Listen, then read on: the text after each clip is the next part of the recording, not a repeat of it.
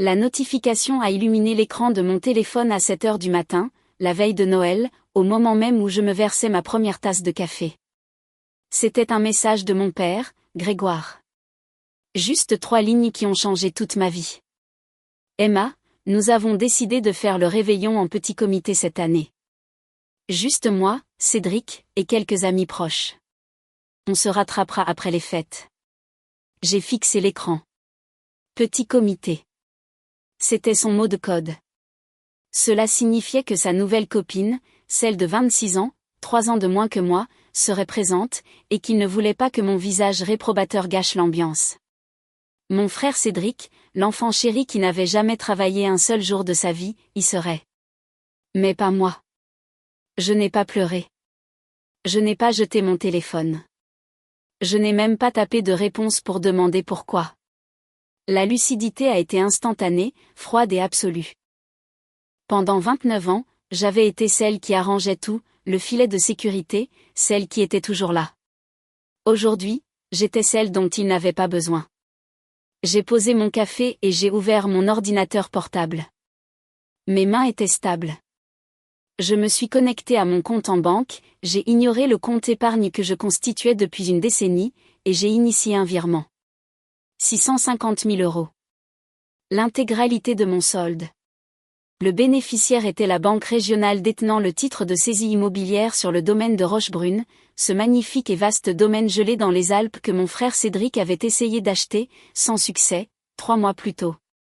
Il s'en était vanté pendant des semaines, prétendant que c'était sa destinée, avant que son financement ne tombe à l'eau car, étonnamment, les banques ne prêtent pas un demi-million d'euros à des joueurs au chômage. J'ai cliqué sur envoyer. L'écran a affiché, virement effectué. 20 minutes plus tard, j'étais dans mon 4x4. Je suis passé juste devant la maison de mon enfance.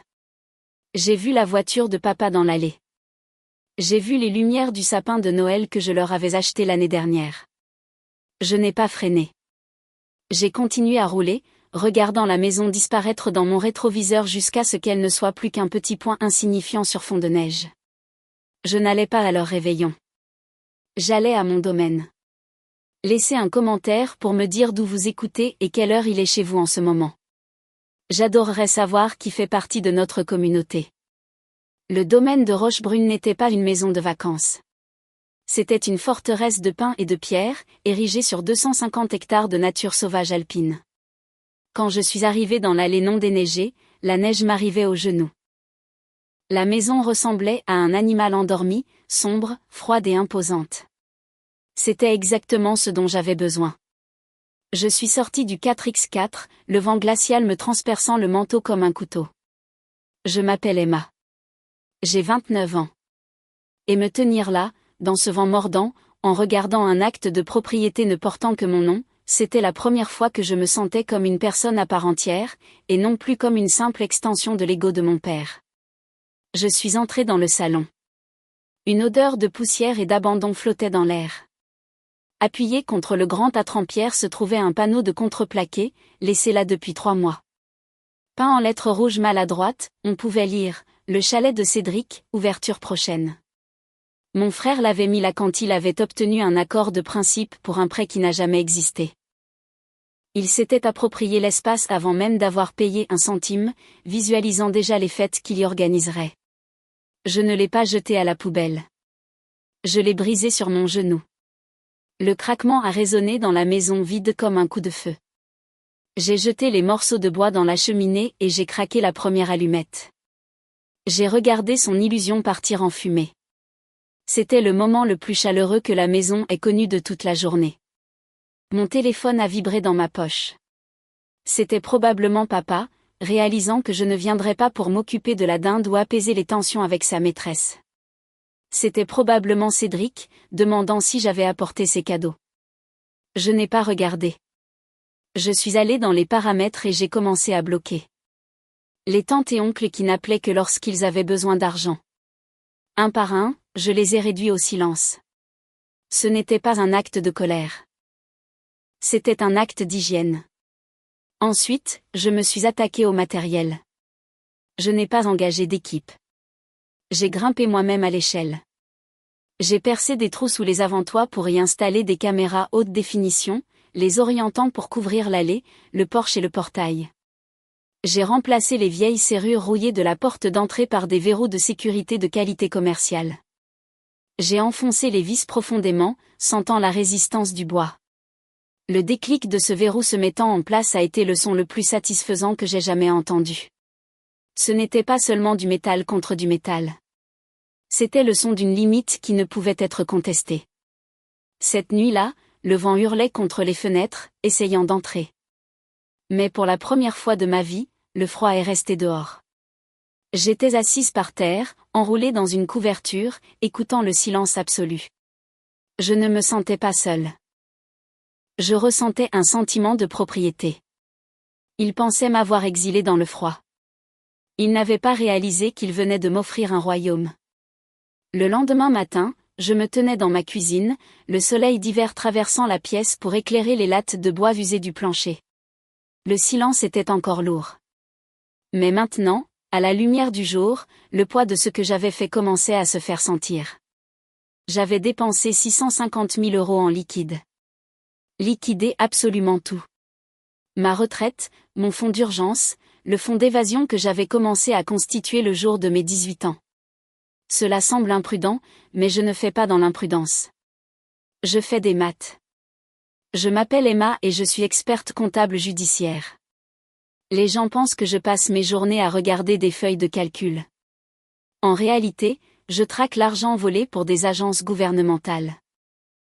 Je trouve les sociétés écrans que les réseaux criminels utilisent pour blanchir de l'argent.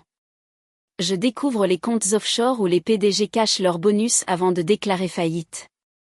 Je passe ma vie à regarder des chiffres et à y voir les fantômes de la cupidité qui se cachent derrière. Mais malgré toute ma formation, j'avais été aveugle au vol qui se déroulait sous mon propre toit. J'ai ouvert mon ordinateur sur le comptoir de la cuisine et j'ai affiché le tableur que j'avais nommé « Dépenses familiales ». C'était un document que je n'avais jamais montré à personne. Ligne par ligne, il racontait une histoire de 29 ans de spoliation.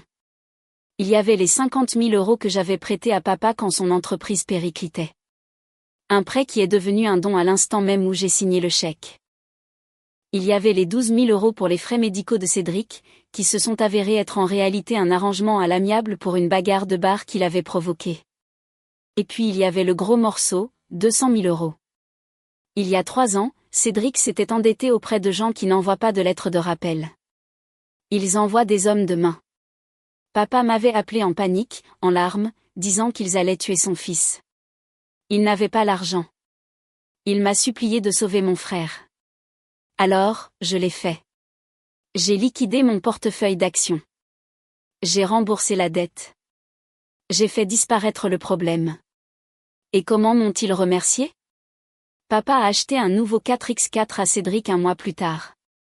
Cédric a raconté à la famille qu'il avait réussi à se sortir du pétrin par la négociation. J'étais redevenu invisible.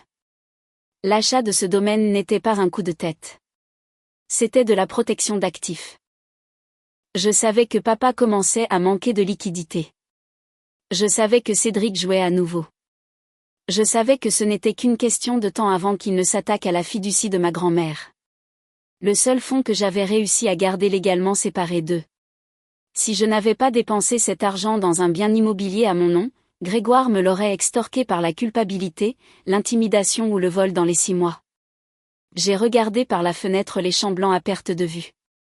Cette terre n'était pas seulement de la boue et de la neige. C'était un coffre-fort. J'avais transformé mon argent liquide en terre solide. La seule chose qu'il ne pouvait pas m'arracher avec une histoire larmoyante. Il pensait que je l'avais acheté par mesquinerie. Il ne réalisait pas que je l'avais acheté pour stopper l'hémorragie. J'ai refermé l'ordinateur. Les comptes étaient équilibrés. Maintenant, il ne me restait plus qu'à attendre qu'il réalise que la banque était fermée. 3 semaines de silence ont suivi. Le genre de silence lourd et suffocant qui précède une tempête. J'ai passé ces journées à télétravailler, auditant une société écran aux îles Caïmans depuis mon salon, regardant la neige s'accumuler contre la clôture. Je savais qu'il viendrait. Les hommes comme mon père n'acceptent pas le rejet. Ils le traitent comme une tactique de négociation. C'est arrivé un mardi après-midi. J'étais assise dans la pénombre, la seule lumière provenant de l'écran de mon ordinateur, quand le sol a vibré. Un lourd moteur diesel. Je ne me suis pas levée pour regarder par la fenêtre. Je n'en avais pas besoin. J'ai pris ma tablette et j'ai ouvert l'application de sécurité. Sur l'écran, un gros pick-up noir de location crissait sur la neige de mon allée. Ce n'était pas la berline de papa. Ils se sont garés juste devant le Porsche. Papa est sorti le premier, portant son manteau de chef d'entreprise, celui qu'il mettait quand il voulait intimider un sous-traitant. Puis est venu Cédric, regardant autour de lui avec un sourire suffisant, tapant la neige de ses bottes comme s'il était déjà chez lui. Et enfin, un troisième homme, cheveux gominés, costume bon marché, tenant un porte-documents. Un agent immobilier. Ils n'étaient pas là pour discuter. Ils étaient là pour mettre le bien en vente. Je les observais sur l'écran, mon cœur battant un rythme lent et lourd contre mes côtes. Papa s'est approché de la porte d'entrée. Il n'a pas toqué. Il n'a pas sonné. Il a sorti une clé de sa poche, le double des clés de mon ancien appartement à Lyon. Il l'a insérée dans la serrure. Elle n'a pas tourné. Il a froncé les sourcils, l'a secouée, puis l'a enfoncée plus fort. Quand le verrou de sécurité n'a pas bougé, il a reculé, regardant la porte, non pas avec confusion, mais avec agacement, comme si la maison lui désobéissait. Il a dit quelque chose à Cédric. Cédric a ri et a montré la benne du pick-up.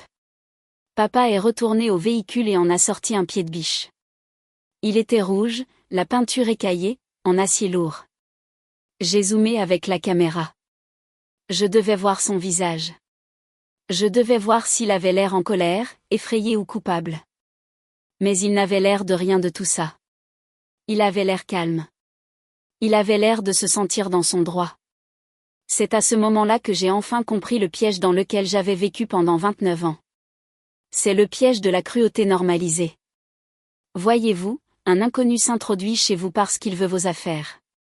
Un père s'introduit chez vous parce qu'il croit que vous êtes ses affaires. Il n'attaquait pas la porte parce qu'il me détestait. Il le faisait parce que dans son esprit, mes limites n'existaient pas. Il croyait sincèrement que mon argent, mon nom et ma maison n'étaient que des extensions de lui-même.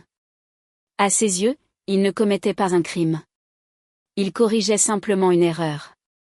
Il ouvrait une porte qui n'avait aucun droit de lui être fermée. C'était un niveau de déshumanisation si profond qu'il en paraissait anodin. Il a coincé l'extrémité plate du pied de biche dans le joint du cadre de la porte. Le bruit du bois qui se fendait a résonné dans la maison, plus fort que je ne l'avais prévu. L'agent immobilier a fait un pas en arrière nerveux, regardant son porte-documents, mais il ne les a pas arrêtés. Il pensait probablement qu'il s'agissait juste d'une porte claquée. Crac. Papa a mis tout son poids dessus. Les vis robustes que j'avais installées ont gémi, luttant contre l'effet de levier, mais le bois n'est que du bois. Avec un dernier craquement écœurant, le cadre a cédé. La porte s'est ouverte brusquement. Papa n'a pas hésité. Il a franchi le seuil de ma maison, pied de biche à la main, s'essuyant les pieds sur mon paillasson. J'étais assise dans l'obscurité de la cuisine, à 10 mètres de là, les regardant entrer dans le vestibule. Je n'ai pas crié. Je n'ai pas couru. J'ai juste sauvegardé le fichier vidéo. Je suis restée dans l'ombre du couloir de la cuisine, le téléphone levé, enregistrant chaque seconde. Il se déplaçait avec l'efficacité de voleurs qui se croient moralement en droit de posséder le butin. Cédric s'est approché de mon canapé, le canapé d'angle en cuir que j'avais acheté avec ma première grosse prime, et lui a donné un coup de pied. On peut en tirer peut-être 500 €, dit-il, sa voix résonnant dans le vestibule vide. Il a sorti une feuille d'autocollant orange fluo de sa poche. Des étiquettes de vide-grenier. Il en a collé une sur ma table basse. Papa était déjà au téléphone, arpentant mon salon. Ouais, l'annonce est mise en ligne dans 1 heure. Offre en cash uniquement. On a besoin d'une vente rapide.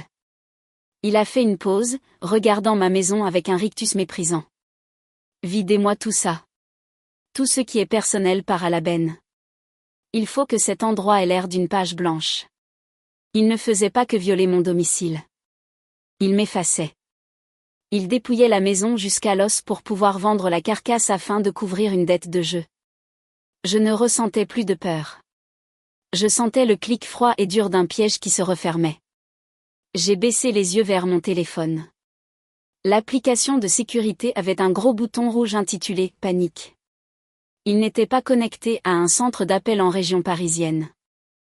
Il était directement relié à un relais silencieux que j'avais mis en place avec le centre de traitement de l'alerte de la gendarmerie locale. J'ai attendu que Cédric ramasse un vase que ma mère m'avait donné, l'une des rares choses qu'il me restait d'elle, et le jette négligemment sur un tas de bazar.